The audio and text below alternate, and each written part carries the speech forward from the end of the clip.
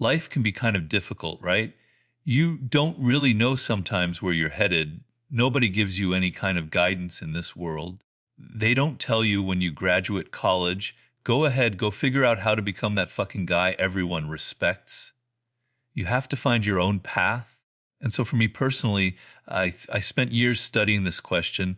I'm going to give this a personal spin because I think that helps. I can answer it from inside my own observations here. So I know there are certain people who just command respect when they walk into a room, but I couldn't figure out what the hell made them different.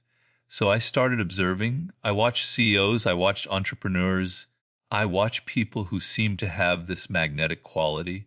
And what I discovered wasn't what I expected. It wasn't about charisma or looks or even success. There was something deeper. Let me tell you about this guy I met in Italy years ago. Successful businessman, but that's not what made him memorable. He had this quality where when he spoke, people leaned in. When he was quiet, people noticed. He wasn't trying to impress anyone. He wasn't performing. He was just completely himself, but the best version of himself. And I realized something becoming that fucking guy isn't about putting on an act. It's about developing yourself to such a degree that authenticity becomes your superpower.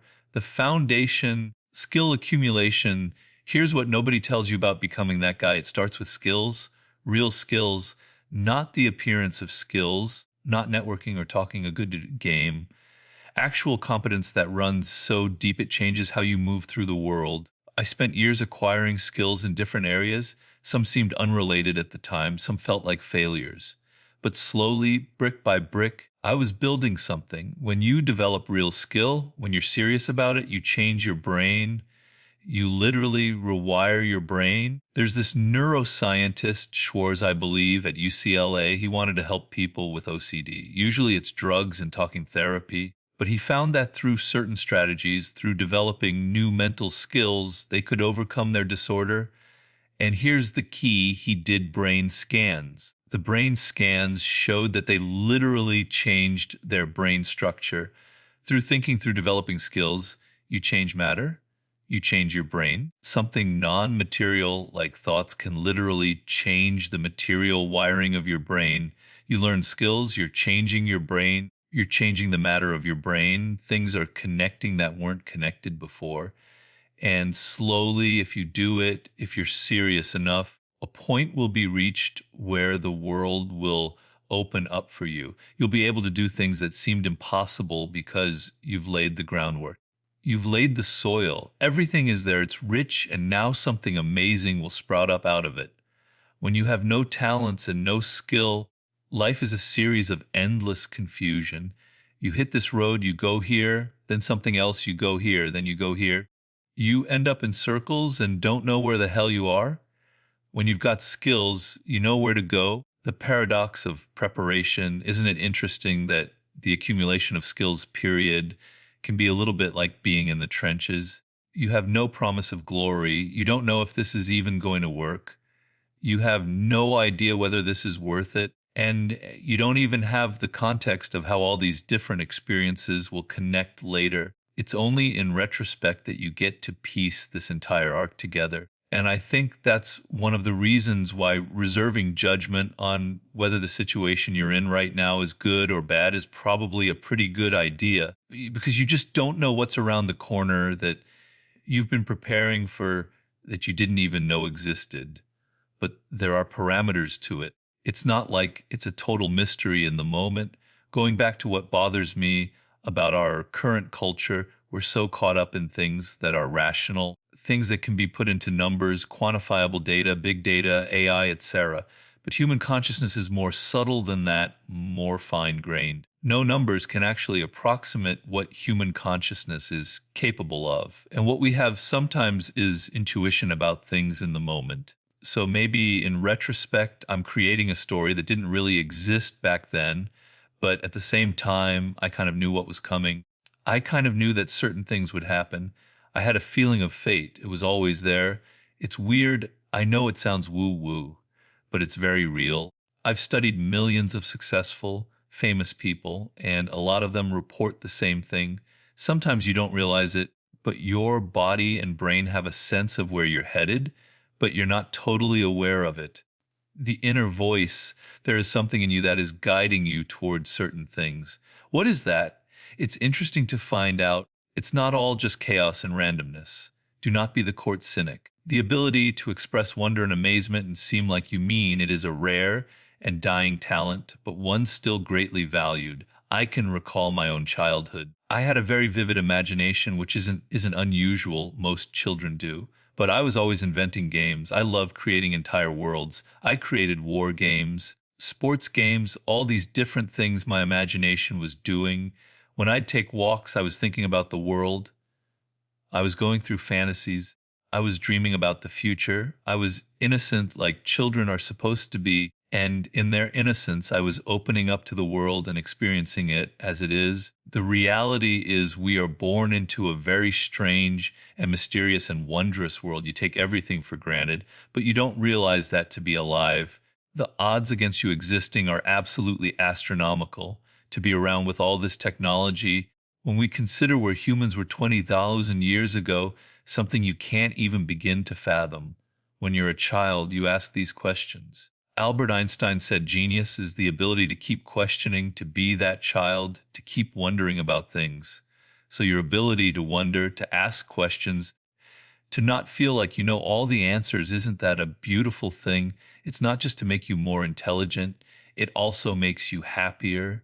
The danger of certainty, cynics start from a place where they know everything, the world is just rotten. Everybody is out for power. Everyone's got an ulterior motive. Cynicism reduces everything to one level. It has nothing to do with reality, because reality is much richer and weirder and more mysterious than that. When you're a cynic, you're missing the beauty of life. But also, people don't like to be around cynics. People want to feel that sense of innocence. They want to feel excited. They want to feel enthusiastic. If you're a Debbie Downer, if everything is, but that's what's really going on, or you're not really about that, people will maybe laugh at your jokes, but eventually they're going to push you aside because they don't want to hear that. Getting back to my studies of the ancient world, one thing that always excited me was this concept from the ancient Greeks: more harm is caused in this world by stupid, incompetent people than by evil people. There's a word in Greek called phronesis, a form of practical wisdom, the ability to get things done, to navigate through life, to navigate through people, to be balanced and accomplish things. What makes people stupid, and right now we have a lot of stupid people in this world, is their certainty that they have all the answers. This is what's going on with the government. This is what's wrong with this or that. This is what people should be like. You're narrowing your focus to this tiny rail, something you heard from somebody else.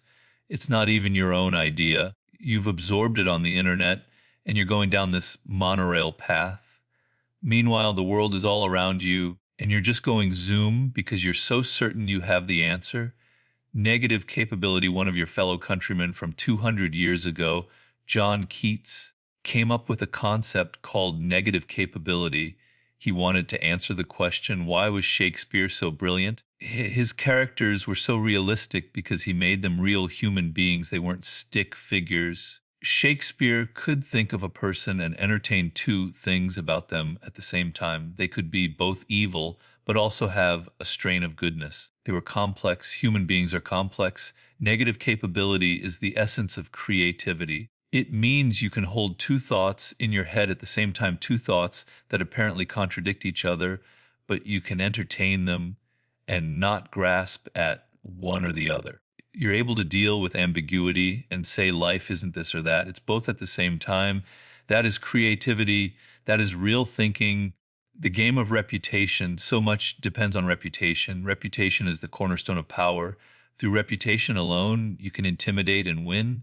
Once it slips, however, you are vulnerable and will be attacked on all sides. Never let others define it for you. When I wrote the 48 Laws of Power, I tried to understand this. I've always loved playing games, chess, backgammon, sports, poker. I like the cleanness of a game where you do this and you can win. But there's also a psychological element. When you're playing poker and bluffing, it's fascinating. It's a game of chance. You don't really know what cards you'll get, but that person over there has bluffed before. I'm sure they did. They're going to do it again.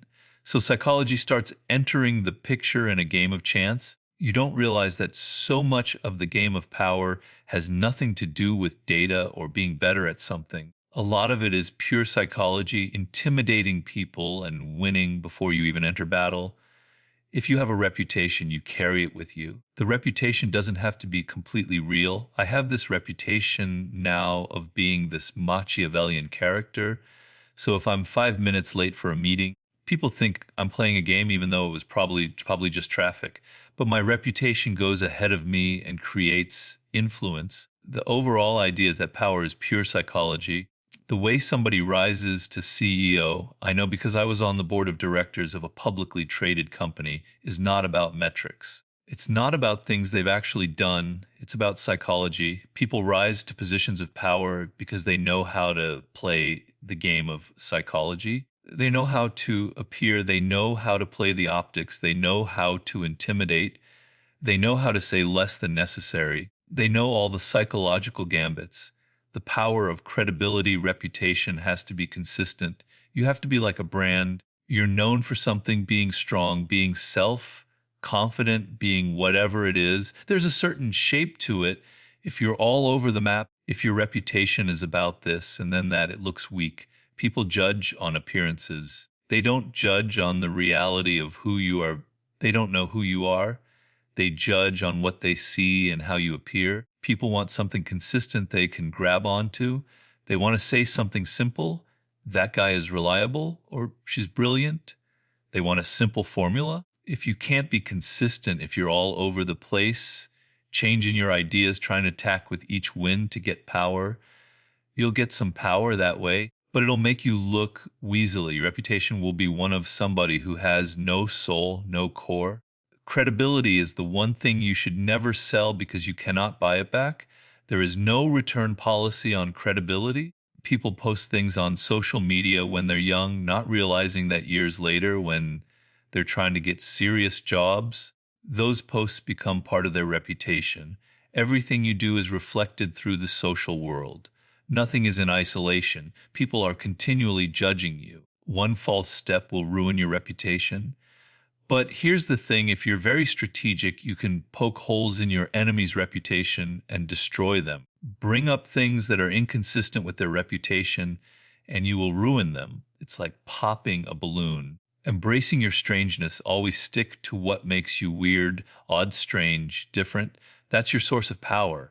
Occupy your niche. Embrace your strangeness, identify what makes you different, fuse those things together, and become an anomaly.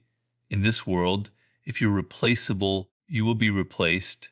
If you're in your 20s doing something other people could do, by the time you're 28, they can hire somebody 24 for less money. It's a brutal world. The only defense is to be irreplaceable.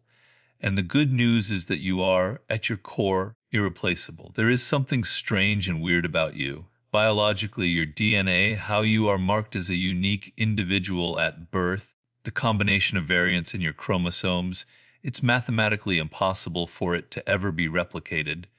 Yes, the variations are marginal between you and me, but those little differences create your inclinations, your tastes. The game of life involves knowing your uniqueness, knowing who you are, knowing what makes you weird and odd.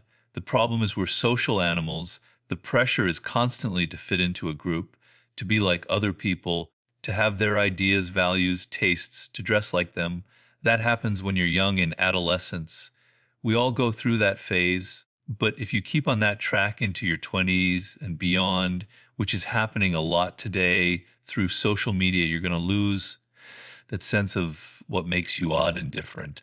I compare it to a voice when you're very young. That little voice is going, you should be a writer or you should be an entrepreneur. It's telling you something. As you get older, you don't hear it anymore because you're hearing all the other voices, parents, teachers, culture, peers, friends telling you what's cool and what's not. That little voice gets completely drowned out. You don't know who you are anymore. Young people today are so afraid of being different, so afraid of being odd. But look at all the powerful people in this world. Elon Musk, successful entertainers, business leaders, politicians. They're one of a kind. they stand out for something truly different. Even Albert Einstein, there's nobody else like Einstein. There's nobody like Da Vinci. That's where your power lies. You'll say, but those are people who were brilliant, talented. I'm not like that. Bullshit. You do have that. You're just forgetting about it and you don't want to put the effort in. I talked about a woman named Temple Grandin who was born with severe autism. She was able to become a brilliant professor and writer about animal behavior and autism itself. When she was 3 or 4, she couldn't even speak. She was going to be hospitalized. You have that potential. You're just not putting the effort in. You're lazy. You want to fit into the group. You want to conform because it's easy. But your oddness, what makes you weird, what makes you different, that strange quirk in how you dress, that strange quirk in your musical tastes, that quirk in the food you like, that is who you are. Those are signs from deep within, from your core, from your soul. This is who you are. If you lose that, not only are you not going to be successful in life, you will lose yourself and be miserable, unfulfilled, alienated from who you are. You can get away with that when you're young because you're happy, you look good, you have energy. But get into your 30s and you're like everybody else and don't know who you are and don't know what you like anymore. And you're just following trends. You start to get depressed and go down this rabbit hole and things can turn really ugly. You need courage in life. You need to say, I am weird, I am strange, and lean into it. The Authentic Path, when I wrote the 48 Laws of Power, it was a very strange looking book and it reflects my own strangeness. Things in the margins, stories, everything broken up, images, quotes. It's how my brain is a hodgepodge, kind of a mess, really. The publishers bought the book, but then they came back and said, Robert, can you make this more like other books? Can you get rid of all those sections? I said, no, take it or leave it. This is the book as it is. It's odd. It's strange. They didn't like that because if it doesn't fit with other successful books, it's too big a risk. People are so conservative. But because it was odd, it stood out and was successful. If I had succumbed and compromised and made it more like other books, I wouldn't be here talking to you. Sometimes you need courage. You need to stand up and say, I'm okay being different. It's fascinating that lots of people want to be extraordinary in some way, but also don't want to stand out in a way that allows them to be mocked. But the latter is the price of the former. You can't behave the way everybody else does and expect to not get the results everybody else gets. We're all imagining this odd 50th percentile avatar that is the most acceptable. But when we think about why we love the people we love, we don't love them for how average they are. No one's ever said, do you know what it is? I'm just besotted with how predictable all of her opinions are. No one's ever said that we love people for their eccentricities. If you think about your favorite memories from your favorite people, it's not from the things that are easily replaceable. It's from the fact that they were obsessed with something. When their passion was on display, you could talk to them and they wouldn't even turn to you. Or it was the fact that they had unusual perspectives or they responded to things in unexpected ways. That's what we love people for. The duty to be yourself, I would go as far as to say that it is our duty to humanity to embrace the things that only you can do. In nature, the diversity of species in a habitat makes it vital, makes it alive, makes it sustainable. That comes from mutations in the genetic code. Some organism has a mutation, and therefore a whole new species splinters off from that and creates variety. Human culture is like a habitat in a way. You're marked with uniqueness by your genetic code. We have individuality, and these are like mutations. Your mutation, your difference, you being who you are is for a purpose. By mining your uniqueness, your weirdness, your oddness, your quirky tastes, you're going to contribute something new to the culture. In contributing something new to the culture, you enrich it and keep it turning and evolving. Cultures in the past that die on the vine don't have variety. You can look at the Soviet Union at its most decadent phase in the 70s and 80s. There's no change. There's no variety. Early on, there were all sorts of weird, different voices. They ended up getting imprisoned and murdered. A culture has to have variety. It has to have diversity of voices like a gene pool or immune system. So by being odd, you're contributing to that. You're contributing to the culture. By not doing that, you're not contributing at all. And it's a real waste of what nature gave you. The integration challenge, I've been learning about myself and discovered that I'm a people pleaser in some regard. I was lamenting this to a friend over Christmas as we were driving to get food. I brought up something I'd done with him, being overly cautious that I would have done something to annoy him or step on his toes. He said, I want to stop you there because I'm aware that to you, you've been able to frame that as people pleasing, as something malignant you want to get rid of. But to me, that's you thinking about me first, which is actually one of the things that makes me love you as a friend. So be very careful about labeling traits and creating unnecessary value judgments. Getting another perspective really gave me pause. I thought, yeah, I'm so agreeable and I hate disappointing people, and I think other people's emotional states are my responsibility. Then I bring it up to a friend and he says, yeah, that's why I love you. It's good to have some control over qualities. Sometimes it's good to be able to not be so pleasing because I'm a people pleaser too. It's my nature. Sometimes you have the feeling it's not coming from the right place. You're not choosing to, you're obligated by your nature. There's fear involved, fear of displeasing, fear of rejection, fear of being different. But what's good is that you have this quality. You can't really control it. It's who you are. It's either genetic or comes from those first couple years with your parents. So make it work for you. Find the way it's a strength and see it as a strength and use it. Don't have second thoughts about it. Use it for power. Don't be conflicted about it. It's all how you look at it. There's a reason you are the way you are. If you weren't a people pleaser, maybe you wouldn't be doing the things that require connecting with people. It's like the grass is greener thing. The assumption that the thing you don't have is more valuable than what you do, or that things would be fixed if only you could have something different. But what else comes along for the ride? If you got rid of your people pleasing nature, what would the lack of that quality also have attached to it? Are you sure that's the thing you want? Working with your nature, that's where it comes down to knowing yourself, knowing what makes you different, and knowing these are things you can't really change. My wanting to be a writer or Tiger Woods wanting to be a golfer when he's 2 years old, there's probably a genetic component and maybe early bonding, but there's a genetic component. You can't control it. It's who you are. Maybe that you can't control it is a good thing. Maybe it's there for a reason. Maybe if you wanted to do something else, it wouldn't work out. My knowing I wanted to be a writer instead of a businessman or lawyer, like my parents wanted, probably saved my life, to be honest. Knowing what makes you different is going to guide you past dangerous moments in life where you want to change who you are because you feel social pressure to change. Two elements I think are genetically predisposed, or at least deeply embedded in me. The first is I've always liked to talk and ask questions. As a child, I always got in trouble in school because unfortunately my voice carries further than everybody else's. Even though other kids would be genuinely misbehaving, I would be the one heard. Even though I wasn't misbehaving as much, I'd be the one caught. You're being nosy. Children should be seen and not heard. Stop asking all these questions. The other is solitude. I spent a lot of time listening to audiobooks in my room, playing with toys on my own, throwing a ball off the wall and seeing if I could catch it. Hours and hours, I didn't have anybody else to play with.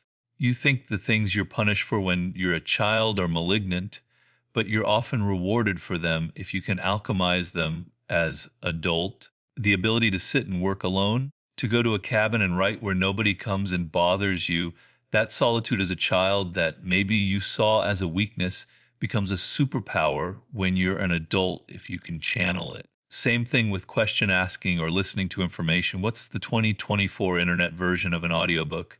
It's a podcast. It's what some people are doing right now. The return to authenticity, it really comes down to being aware of who you are, what makes you different, and being comfortable with it. You're going to have moments where you're not comfortable with it. You want to conform and be like other people. You go through that in adolescence, particularly through the 20s.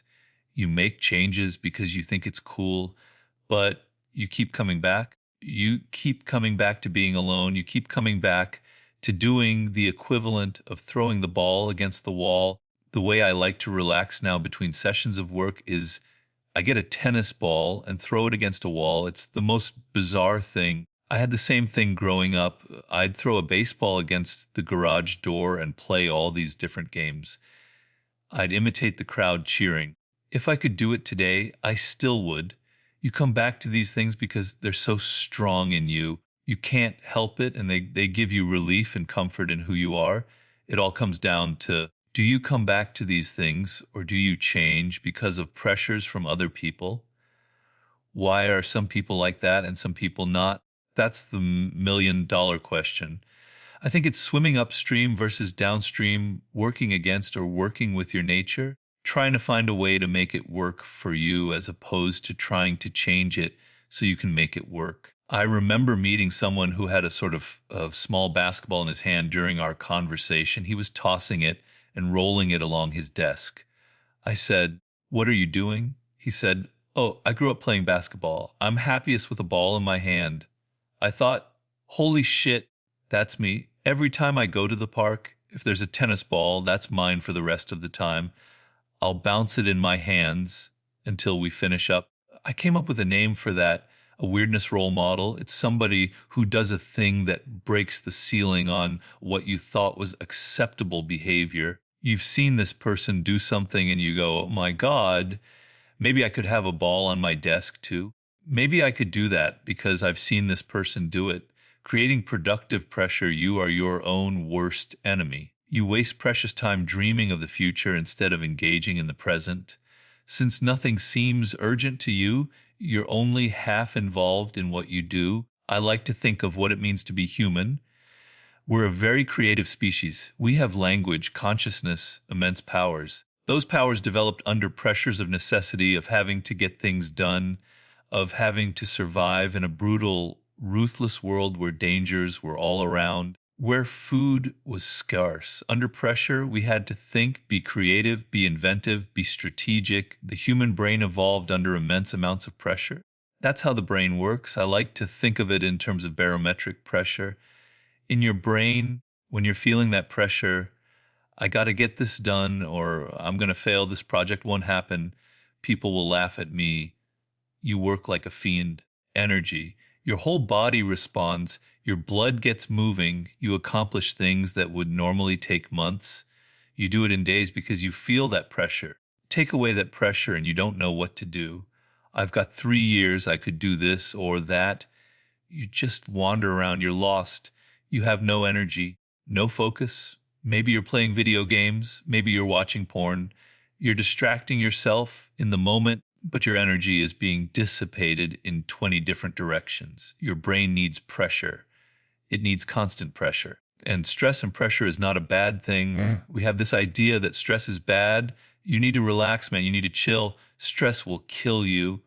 No, being bored will kill you. Not having anything to do is much more dangerous than stress. Yes, you can work too hard. You can work where there's no soul involved. I work like a fiend because I'm writing a book and it's a very hard process for me. I'm working far too much. But man, I love it. It's fantastic. It could kill me. The stress could kill me. But I'd rather die under stress than be bored and have nothing to do. Feeling that pressure makes your eyes pop open. It makes your brain focus. It makes you alert. It makes you want to live. It makes everything seem exciting because you've got to get things done. I'm writing a book right now. I could take 12 years to write it, but that wouldn't feel good. So I give myself deadlines. I gave myself a deadline of finishing this chapter by July 31st. Here it's August and I haven't finished it. But now I'm working double hard to try and finish because if I didn't have a deadline, I would take forever. Creating pressure for yourself is a good thing. The Edison example, I gave a talk recently about Thomas Edison, the great inventor. Edison was in his early 30s. He had invented the phonograph and a new wave for the telegraph, but hadn't really had any major inventions.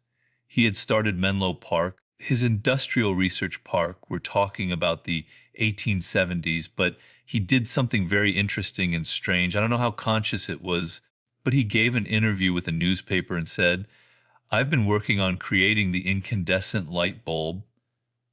Before that, there was the arc light, which was really powerful but used far too much energy. You couldn't use it in houses. Houses were lit with gaslight. Gaslight was dangerous, explosive, and the companies that had a monopoly on it were very corrupt. So he tells the reporter, I'm working on the incandescent light bulb. I'm close to getting it, close to nailing it. The reporter gets excited. Edison goes, yeah, and in 5 years, I'm going to light the entire city of New York with electric light. They go crazy. They publish this article, and the stock prices of gas companies start going down. Money flows into Edison's coffers because the potential cheapness of electric light, the profits are insane. So money is pouring in. He goes back to Menlo Park, and his employees who are reading about this go, Mr. Edison, what are you thinking? You just tinkered with the incandescent light bulb. We're not even near inventing it. We're not near creating it. The idea of lighting New York, what were you thinking? He goes, well, gentlemen, I said it to this major newspaper. We better get to work. We better make it happen. With all the money that came in, he could hire the people to do it. But the pressure of getting it done in 5 years made him do it in 5 years. It was monumental work of persistence and discipline and detail. But he had a deadline. He didn't want to damage his reputation. He didn't want to disappoint the public. He had to get it done in 5 years. And he did. He created his own pressure by using publicity and expectations. People were asking, when's it happening? Has it happened yet? You said it was going to happen by now, using social pressure. I think about how someone told people, I'm going to start my own startup. And 6 months later, they were still at their old job. Everyone said, I thought you were starting your own startup. That was the push out the door. They couldn't bear the expectation they'd put on themselves and also from other people. Our need to be socially consistent can be bad when it's derogating your uniqueness, your idiosyncrasies, your weirdness. But if you can funnel it to motivate you to go forward, it's powerful. It's the reason why I don't think I would be particularly successful being a journalist, despite doing 3 episodes a week for 4 years. But this is because my need to not look silly in front of other humans and how much I'm influenced by the presence of others, even while being quite introverted, means that by doing a podcast, I've never not shown up. I've never canceled for anything but a justifiable reason because I don't want to look silly in front of the person I'm sitting opposite. If it was me with a blank piece of paper, God, the motivation to do that 3 times a week, coming up with a new column of 1,000 words, that'd be difficult. Whereas for someone who wants to just write on their own and come up with headlines, oh God, sit down with a person again, have a conversation with them and ask them questions. That's not their thing. Being able to use the social dynamics to pull you where you want to be, understanding your own fallibility and insecurities and attaching those like magnets to pull you along, that's powerful. The challenge principle, I always like to challenge myself. Each book I do, I'm now on my 8th book, is different from the other one. My books take several years to write. I can't pull them out in 6 months. Each one is different from the last. I'm taking a risk because my readers expect me to write about strategy and power. Now I'm writing about mastery, now seduction. Now the sublime, what the hell? What's his problem? It's a challenge, and the challenge is good because it gets my energy levels going. But if I took a challenge that was too difficult, there's a level here, I could write another 48 laws of power. That would be easy. I could write a book on how to build a skyscraper or the history of all human ideas. I could never write those. They're too big a challenge. The integration, so becoming that fucking guy isn't about performing or putting on an act. It's about developing yourself so completely, so authentically that you become irreplaceable.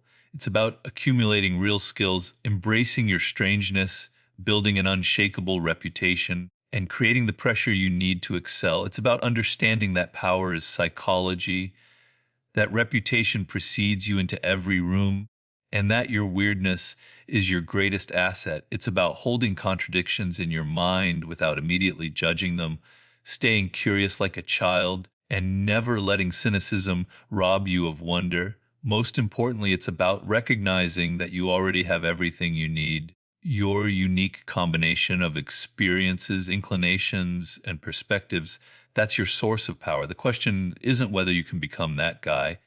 The question is whether you have the courage to be fully, unapologetically yourself. Because in the end, that's what that fucking guy really is, someone who knows who they are and isn't afraid to show it to the world.